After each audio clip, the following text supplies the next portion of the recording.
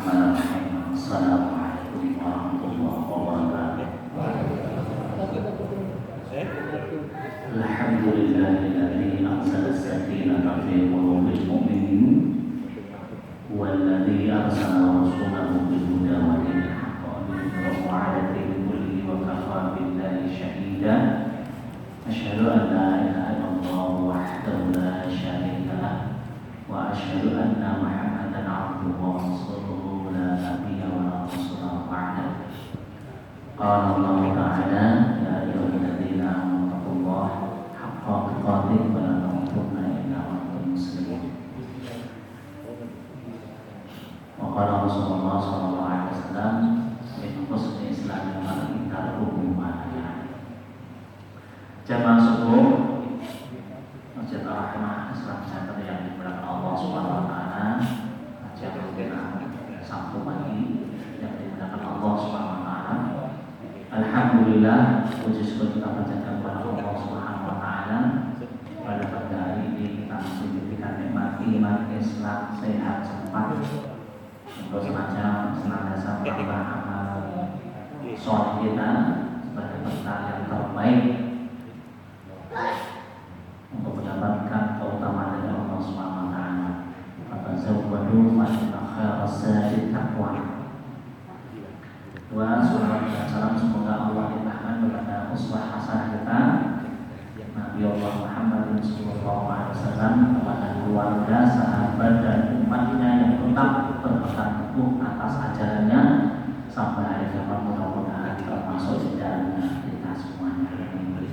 Yang penting sudah Allah, pada kesempatan yang berbahagia ini kita akan belajar bersama-sama.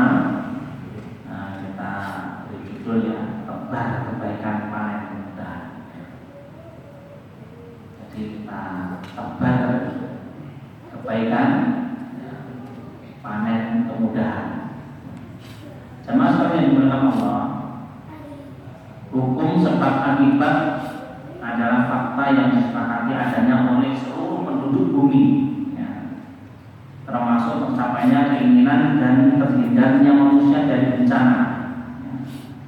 Pasti ada sebab yang mendahulunya kenapa ada bencana itu. Tentu ada yang mendahului, mungkin olah tangan manusia yang tidak taat kepada Allah, banyak kemaksiatan, banyak perzinahan, banyak LGBT dan yang lain-lain, sehingga menyebabkan gempa bumi dan yang lain-lain. Kan banyak sekali dalam banyak hadis itu bahwa gempa itu bukan hanya dari lemengan saja, tapi karena manusia di lingkungan itu banyak maksiat pada Allah SWT yang menyebabkan. Maka ini, jadi ada sebab akibat dari sebuah bencana. Pasti ada sebab akibat mendahulunya. Hanya saja manusia berbeda-beda dalam mengidentifikasi sebab yang sesungguhnya. Ini dari perspektif atau dari sudut pandang seseorang itu berbeda-beda sesuai dengan keilmuannya, sesuai dengan bagi mereka yang ngaji, bagi mereka yang sering baca Quran dan yang lain-lain, maka dia sesuai dengan apa yang disampaikan oleh Allah SWT, bahwa beberapa bencana-bencana yang terjadi itu karena ulah tangan manusia. Banjir terjadi, longsor, kemudian gempa bumi dan yang lain-lain. Ya. Tapi sudut pandang orang yang lain tidak seperti itu. Mungkin yang mereka yang non-muslim atau yang lain-lain, ya. Sudut pandangnya tidak sama dengan kita. Ya. Jamaah sekalian yang dimuliakan Allah, maka kaum ateis yang tidak mengenal Allah menyandarkan, ya, pemenuhan kebutuhan dan peraihan cita-cita mereka kepada kemampuannya. Ya. Jadi orang yang tidak beragama itu kalau mendapatkan sesuatu yang nikmat itu karena usahanya sendiri, bukan karena Allah. Itu sudut pandang mereka seperti itu. Bahkan di Spanyol itu 80 atau 90% non muslim, ya, atau ateis juga 19%. Ateis. Islam hanya 2%, kalau tidak salah 9% atau 2% atau 0,2. Nah, 950.000 yang muslim. Jadi tak ada istilah doa ya, bagi mereka karena tidak mengakui adanya Tuhan dalam kamus kehidupan mereka, ya. Jadi, mereka tidak ada doa, tidak ada permohonan pada Allah. Kemudian juga berhasil menurut mereka adalah buah dari kemampuan usaha mereka semata. Selamat menurut mereka ya, hanya dikarenakan kesigapan dan cermatnya perhitungan ya, bisa terhindar ini, bisa terhindar ini karena sikap dan dari pertolongan Allah. Begitupun dengan kesigapan ya, begitupun dengan kegagalan dan kecelakaan terjadi lantaran keterbatasan kemampuan dan kecerobohan ya. Ini sudut pandang Muslim tentunya yang tidak beragama ya. Kemudian padahal akal sehat sepakat kemampuan manusia serba terbatas, sementara besarnya rintangan dan bahaya jauh berlipat. Maka tatkala ikhtiar jasmani atau ragawi kita sudah klimaks atau sudah mencapai puncak ya, pikiran juga sudah buntu mencari jalan keluar, yang tinggal hanyalah rasa putus asa karena mereka kaum yang akhir tidak mengenal cara lain sesudah itu gitu. Ini sudut pandang mereka. Nah, kita harus beda. Sudut pandangnya orang mukmin harus beda. Sebagian lagi sedikit lebih penting dari mereka di saat kehidupan terasa lapang, nyaman dan menyenangkan, mereka cenderung lalai. Nah, ini sedikit mending ya, tidak menjaga ketaatan dan berlaku syirik. Nah, ini sebagian dari kita. Maka disebutkan fa'amal insan idza mabtala rabbuhu fa'akramahu wa na'ama ayaqulu rabbi akraman. Jadi tatkala manusia itu sebagian tatkala diberikan oleh Allah Subhanahu kenikmatan-kenikmatan, diberikan oleh Allah keutamaan-keutamaan, nah, mereka bangga, aku dimuliakan Allah dengan itu semua. Nah, tapi tatkala mereka mendapatkan suatu ujian atau musibah, Allah menghinakan aku. Jadi sebagian yang lain. Nah, bagaimana kita harus tidak seperti itu. Jamaah sekalian yang dimuliakan Allah Subhanahu wa taala. Namun jika tiba-tiba kesempitan dan bahaya terpampang di hadapan mata, serta mereka tinggalkan sesembahan yang mereka agungkan selain Allah, ya. Kemudian berdoa dengan ikhlas, memohon hanya kepada Allah, akal mereka masih waras, kekuatan manusia tidak mampu mengatasi kesulitan yang dihadapinya. Sejenak mereka juga sadar, ya, berharap batu, kayu ataupun pohon dan yang lain-lain mereka tinggalkan. Tapi ketika sudah aman, balik meneng. Apalagi sekarang sudah marak di hampir seluruh pelosok negeri, hidupkan kembali yang dulu sudah mati, ya, tradisi-tradisi yang menyimpang ya, dari syariat Allah Subhanahu wa taala, bahkan dibiayai. Mudah-mudahan ini kita bisa mengingatkan ya, dengan jalur masing-masing gitu ya.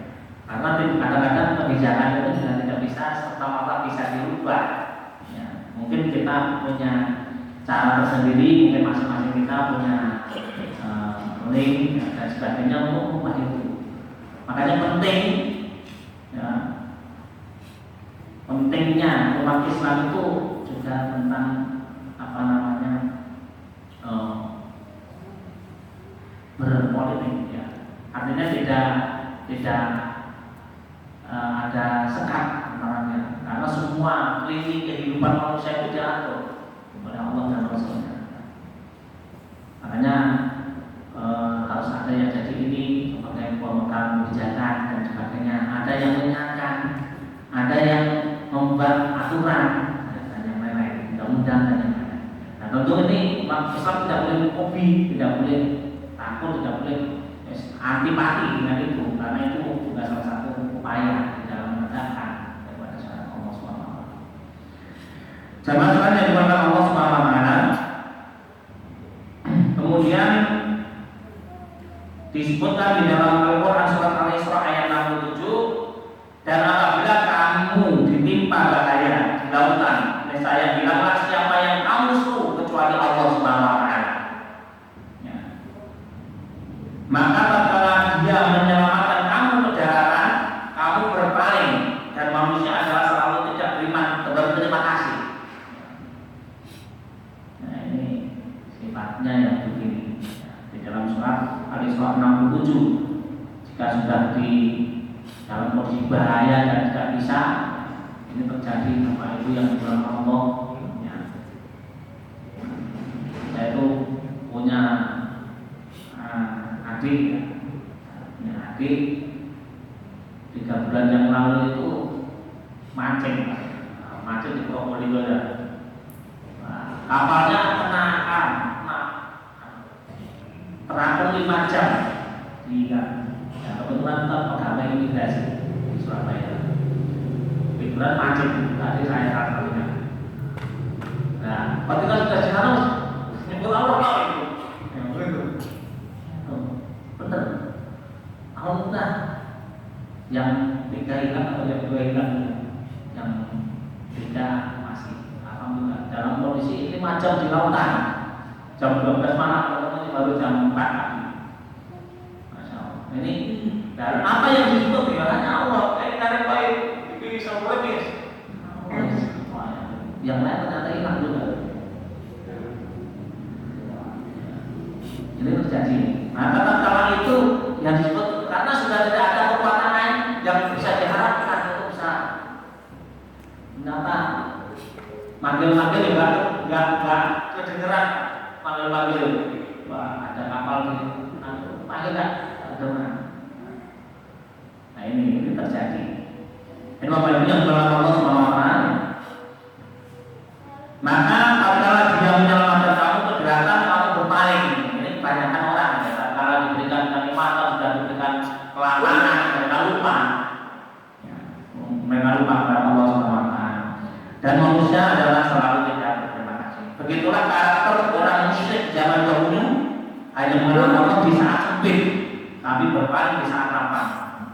Ya. Kemudian, ya sekarang juga kesyirikan yang terjadi dari para laki, mereka tak hanya mempersekutukan Allah pada saat longgar saja, bahkan di saat syiddah atau sempit kesyirikan makin terjadi. Maka sebab akibat ini harus kita pahami supaya bukan kita untuk melakukan itu, tetapi kita bisa menghindari hal-hal yang bisa menyebabkan bencana. Bukankah saat Allah menurunkan peringatan dengan muntahan lapar pijar, yang hembusan awan panas disertai hujan kerikil, dan mungkin ada juga gempa ya, dari perut bumi yang membuat hati miris. Manusia tidak kemudian mengabaikan Allah dan meninggalkan perilaku syirik, maka justru mengadakan ritual-ritual barang. Ada sebagian begitu, ritual barang. Dengan apa? Memberi apa? Dan dikubur situ, atau dengan ritual-ritual yang lain. Ya. Dan menyembelih kerbau, dagingnya mereka makan, secara paling ditanam di lereng gunung dan yang lain-lain. Jemaah yang berkata Allah, nah, sebab akibat menurut atau pandangan mungkin yang taat orang yang beriman itu bagaimana? Adapun orang-orang yang mungkin memiliki sikap yang berbeda, bahkan berseberangan dengan itu semua, bagi mereka tabungan kebaikan yang dijalani secara kontinu atau secara rutin dalam suka dan duka adalah sebab dominan datangnya keberuntungan dan terhindarnya mereka dari petaka. Ya, mereka mengimani kebenaran, mengimani daripada kebenaran itu. Jadi bagi orang-orang beriman, ya, dan justru dalam kondisi, ya, mereka dalam kondisi lapang itu luar biasa. Mereka tabungan kebaikan yang dijalankan untuk melakukan suatu kebaikan yang rutin. Maka minimal kita baru tidak istimewa banget, tapi kalau rutin bagus. kami sampaikan, ahabul a'mal ilallahi adwamu wa in qalla. Jadi amal yang paling dicintai oleh Allah Subhanahu wa taala itu adalah rutin walaupun hanya sedikit. Nah, ya. Disebutkan di dalam hadis Nabi sallallahu alaihi wasallam, ta'arif ilallahi fi ruqai ya'rifuka fi syiddah. Kenalilah Allah di saat lapang, misalnya Allah akan mengenali di saat sempit. Ya. Maka jemaah sekalian, waktu longgar bagi orang beriman adalah saat menabung, saat investasi amal kepada Allah dengan memelihara hak-haknya, menjaga batas-batas yang telah ditetapkan oleh Allah Subhanahu wa taala. Ya, termasuk menjalankan ibadah-ibadah sunnah. Karena boleh jadi di waktu yang lain tidak ada kesempatan.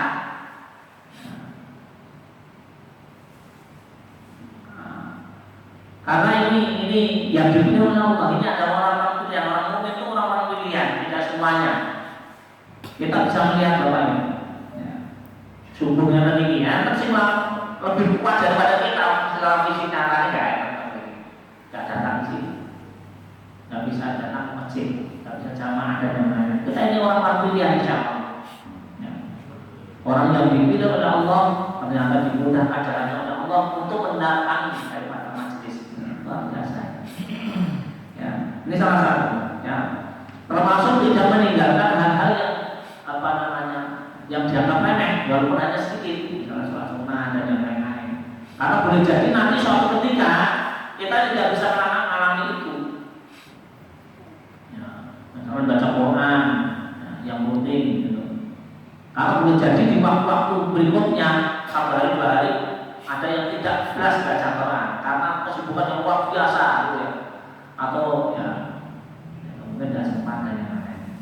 Ini jadi kita ketika sudah seperti itu, ya, kan dilihat,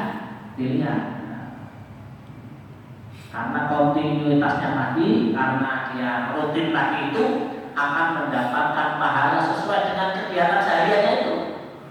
Karena ada unsur syar'i yang dia dapati sehingga tidak bisa melakukan. Nah, ini kan luar biasa.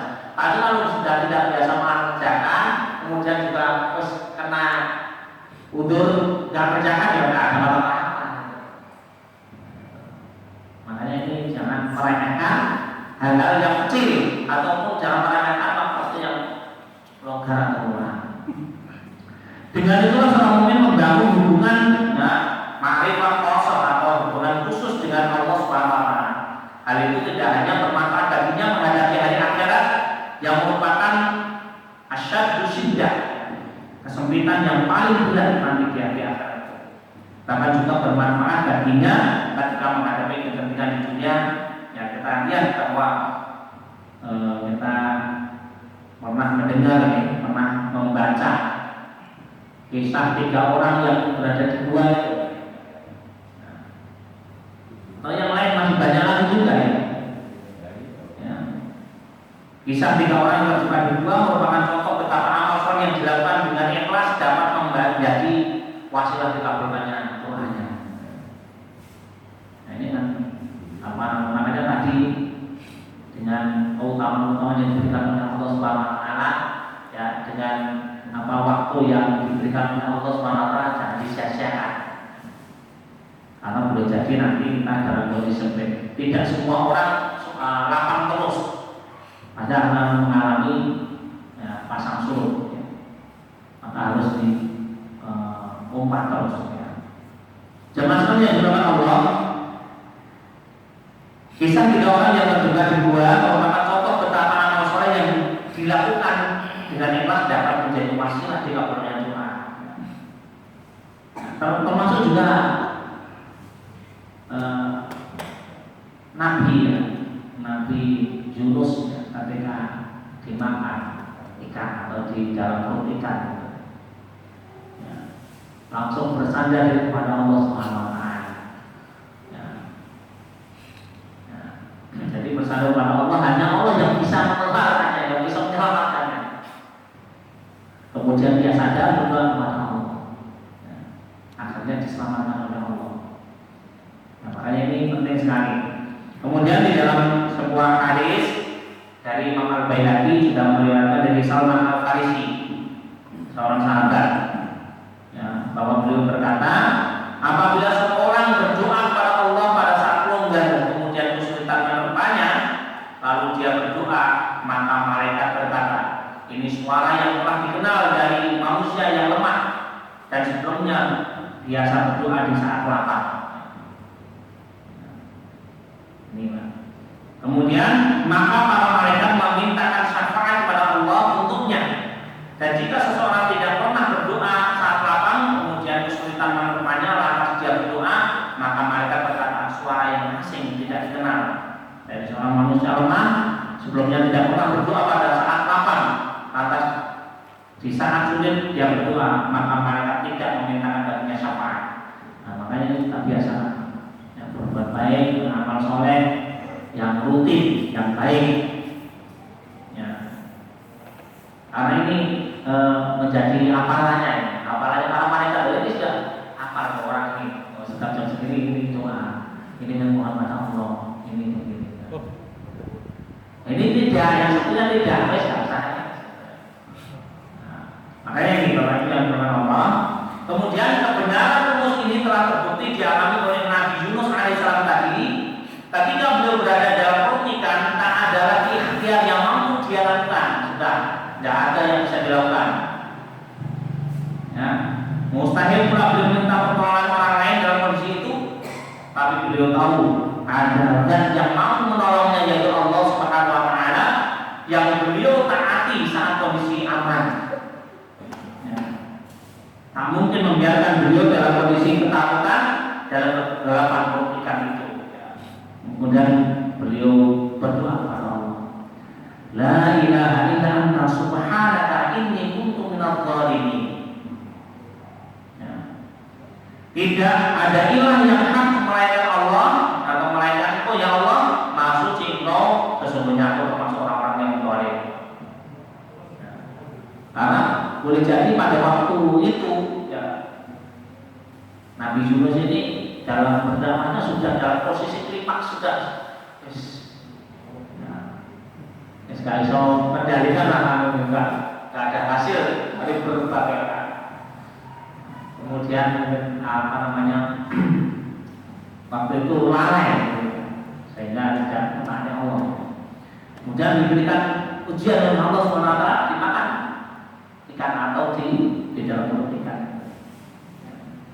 Ucapan tasbih itu didengar oleh Allah dan Allah pun menyelamatkan beliau. Hanya saja tasbih yang dilantunkan oleh Nabi Yunus itu bukan kali pertama beliau ucapkan. Beliau terbiasa mengucapkan dalam kondisi lapang, karena itulah Allah menolong. Maka ini menjadi kebiasaan kita. Nah, subhanallah inni kuntu minadh dhalimin. Boleh jadi kita banyak dolimnya. Ya, kita mohon ampunan kepada Allah. Suci hanya Allah yang suci dan ya kita apa namanya kebiasaan diri dalam doa-doa kita. Ya. La ilaha illa anta subhanaka inni kuntu minadh dhalimin. Tidak ada ilah yang hak melainkan Engkau ya Allah, Maha Suci Engkau, sesungguhnya aku termasuk orang yang zalim. Kemudian itu yang dilakukan oleh Nabi Yunus, ya, tak kalah di hari-hari sebelumnya atau terbiasa ya, berdoa pada Allah. Maka di dalam surat As-Saffat ayat 143, 144, maka kalau sekiranya dia tidak termasuk orang-orang yang banyak mengingat Allah atau bertasbih, niscaya ia akan tetap tinggal di perut ikan itu sampai hari berbangkit. Dalam surat As-Saffat. Ya. Maka sebenarnya dia Nabi Yunus itu tidak termasuk orang yang banyak mengingat Allah, yang misalnya yang akan tetap tinggal di perut ikan itu sampai hari berbangkit. Ya. Ya, kemungkinan kecil lah kalau ada orang masuk di dalam perut ikan, ya, kok bisa keluar itu lah biasa ini. Nah, sudah dalam keluar batas kebiasaan manusia. Kalau bukan digerakkan oleh Allah itu nggak ada. Kemudian yang kedua adalah begitu pun yang terjadi atas Nabi Musa beserta kaumnya yang beriman ketika mereka dikejar oleh Fir'aun dan pasukannya, jalan mereka buntu, ngarep lautan, buri pedangnya pakai,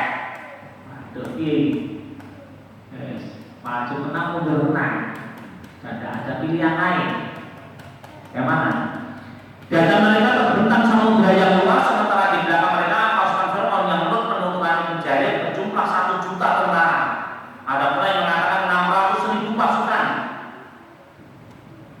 Di depan ada laut, sedangkan di belakang sejuta pedang yang telah terhunus hingga Bani Israel berkata, Inna la'udrakun, sesungguhnya kita benar-benar akan tersusul.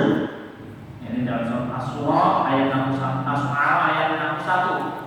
Tapi meski situasi benar-benar terjepit pada waktu itu, tak putus harapan bagi orang-orang yang menjaga hak Allah di saat lapang. Dengan yakin Nabi Musa alaihissalam berkata, sekali-kali tidak akan tersusul. Sesungguhnya Rabbku besertaku, kelak Dia akan memberi petunjuk padaku. Dalam surat Asy-Syu'ara 62. Ya, beliau yakin karena beliau menjaga haknya Allah di saat longgar. Ya. Kemudian pastinya Allah tak akan menelantarkan di saat penting. Maka tatkala pasukan Fir'aun merangsek, ya, sementara Musa dan teman-temannya makin dekat dengan bibir pantai, lalu Allah wahyukan kepada Musa untuk memukul tongkatnya ke laut atas kehendak Allah Subhanahu wa taala, laut terbelah, ya, mereka menyeberang dengan selamat, sementara Fir'aun dan orang-orang yang tenggelam di lautan. Termasuk juga ketika perang untuk pembebasan di Andalusia, Cordoba yang di Spanyol, itu kan ada namanya sahabat Khalid bin Ziyad. Khalid bin Ziyad ditulis oleh para sahabat ketika dalam kondisi terdesak itu, justru kapal-kapalnya orang Muslim itu dihancurkan semua biar nggak melayu. Jaga melayu. Akhirnya oleh Allah SWT ada alat yang diberikan pertama, salah satu. Ya. Kemudian diberikan kemenangan. Dengan terjepit itu diberikan kemenangan dengan jumlahnya sedikit. Padahal kalau enggak itu melayu, Pak. Makanya di Musa Ismail itu tadi dengan orang melayu. Kemudian dibangkitkan semangat. Kemudian ada pun yang terjadi pada atas Nabi Muhammad SAW sangat banyak kisah bertebaran datang tentang Nabi ini, ya. Di samping ada Nabi Yunus, Nabi Musa, pada zaman Nabi Muhammad SAW betapa banyak peristiwa penting yang beliau alami lalu Allah menyelamatkan beliau dari bahaya musuh. Nah, kalau kita bisa melihat Bapak Ibu, Nabi Muhammad itu mengalami yang luar biasa, dikepung di dalam rumahnya, dikepung semuanya. Kemudian Ali bin Abi Thalib yang masih umur 10 tahun berani menempati kepada Rasulullah. Nah, kemudian ditolong oleh Allah SWT, Rasulullah keluar dan teriak. Tetapi tidak cukup itu, ternyata masih dikejar sampai di gua apa ini? Surat apa ini? Ya, kemudian guanya ini kan dalam waktu sekejap ada, ya, yang tidak masuk akal. Laba, cari laba-laba dan yang lain-lain. Kemudian ada susu, ya. Nah, ini kan nggak masuk akal. Nah, ini seandainya nggak ada itu, mungkin orang kafir juga sudah pasti mama di sini. Nah, itu ternyata Allah ditutup dengan Masya Allah, yang tidak mungkin masuk dalam pemikiran orang. Ternyata benar, nggak mungkin ini dalam waktu sekejap sudah ada ini. Berarti di sini. Nah, gitu. Luar biasa, ini salah satu yang penting. Tetapi pada waktu itu juga luar biasa Bapak Ibu yang dalam kisah disebutkan. Ya. Ketika itu dalam posisi capek sekali, ya, Rasulullah tertidur di pangkuan Abu Bakar As-Siddiq. Ya. Kemudian Abu Bakar As-Siddiq itu dalam kondisi capek, tapi pada waktu itu tergigit ular. Hanya untuk tidak tidak mengganggu istilahnya Rasulullah ditahan. Nah, akan meneteskan air mata. Nah, kemudian Nabi Muhammad SAW terbangun. Ada apa? Ada sahabat. Saya terpikir ulang. Kemudian disebutkan oleh Allah Subhanahu Wa Taala dengan perkataan Muhammad SAW. Ini salah satu contoh yang luar biasa. Jamaah sekalian yang dimuliakan Allah. Jadi menabur kebaikan pokoknya kemudahan rumus ini tak hanya berlaku pada para nabi, siapapun yang mengenal Allah dan menjaga hak-haknya di saat aman, Allah akan mengenalnya di saat genting. Karena itulah seorang mukmin tak pernah bosan mengumpulkan kebaikan walaupun hanya sedikit kecil-kecil orang. Ya. Boleh jadi itu nanti nilainya besar di hadapan Allah SWT. Karena itulah seorang mukmin tak pernah bosan mengumpulkan kebaikan. Dia selalu menjaga pengabdian kepada Allah dalam segala kondisi, di saat duka maupun suka, lapang atau sempit, dan saat mudah maupun sulit. Maka Rasulullah SAW bersabda dalam hadis riwayat Tirmidzi, ya, tidak kenyang-kenyangnya orang yang beriman dari mengumpulkan kebaikan hingga dia berhenti di jannah. Karena apa, Pak? Karena istilahnya orang mukmin itu yang berhasil masuk surga itu istirahat yang sebenar-benarnya, istirahat yang sebenar-benarnya, karena ada kenikmatan yang tidak terhingga dan tidak mengalami kesulitan. Ya. Kalau belum itu masih berusaha bagaimana bisa masuk, bisa rehat, bisa istirahat kemana gitu. Ya. Nah, jamaah sekalian yang Allah. Kemudian mereka yakin pada saatnya kebaikan itu akan berubah kebahagiaan, juga menjadi sebab datangnya pertolongan di dunia. Dan puncaknya adalah dijauhkan mereka dari neraka, kesempitan yang paling berat dan penderitaan yang paling dahsyat. Maka alangkah indahnya nasihat sebagian ulama, ya, jika kamu menyadari amalmu akan ditimbang baik dan buruknya, maka jangan remehkan kebaikan sekecil apapun. Karena kelak kamu akan melihat yang sedikit itu akan membahagiakan dirimu. Dan janganlah pula menganggap enteng keburukan sekecil apapun, karena kelak kamu akan saksikan bahwa yang sedikit itu akan membuatmu menyesal. Ini jamaah sekalian yang dimuliakan Allah, jangan meremehkan amal-amal yang sedikit kebaikan. Baik maupun buruk jangan disepelekan. Ya. Walaupun sedikit kebaikan itu bisa berdampak pada kebaikan kita, amal soleh kita, ya, menjadikan balasan yang akan dilihat. Jadi ada orang-orang yang menyesal, ya, kenapa saya dulu ada kesempatan kok tidak sebelum-sebelumnya melakukan kebaikan itu, ya, sementara waktunya sudah habis. Ya. Begitu juga orang-orang yang berbuat buruk, kenapa saya dulu enggak? Makanya di dalam surat Al-Munafiqun, ya, kita sering sampaikan, ya, surat 9-10. Wa anfiqu mimma razaqnakum min qabli an ya'hadakumul maut fa yaqulu rabbi laula akhartani ila ajalin qarib fa asaddaq wa akun minas sholihin. Ya, mereka seandainya masih ada kesempatan hidup di dunia nanti, maka yang menjadi orang yang bersedekah dan beramal soleh. Maka jamaah sekalian yang dimuliakan Allah, bahwa kita bersama-sama untuk berbuat kebaikan, termasuk juga yang hari-hari ini sebenarnya kita diberikan jalan yang terbaik oleh Allah Subhanahu Wa Taala. Ya, para siapa yang mereka, ya, meringankan beban saudaranya atau membantu saudaranya untuk meringankan bebannya, maka dia akan diringankan oleh Allah Subhanahu Wa Taala. Nah, ini salah satu contoh kita.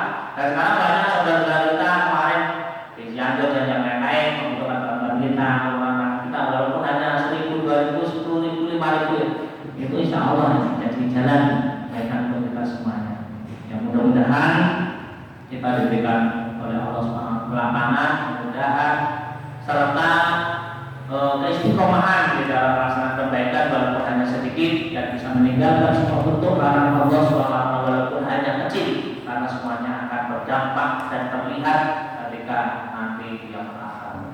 Mudah-mudahan kita selamat semuanya dan mendapatkan syafaat di yang akhir. Kita dengan bacaan hamdalah dan doa kepada majelis. Alhamdulillahirabbil alamin. Subhanallahumma wa bihamdika asyhadu an la ilaha illa anta astaghfiruka wa atubu ilaik. Mohon maaf atas segala kekurangan dan kesalahan. Bila bisa berhak, wassalamualaikum warahmatullahi wabarakatuh.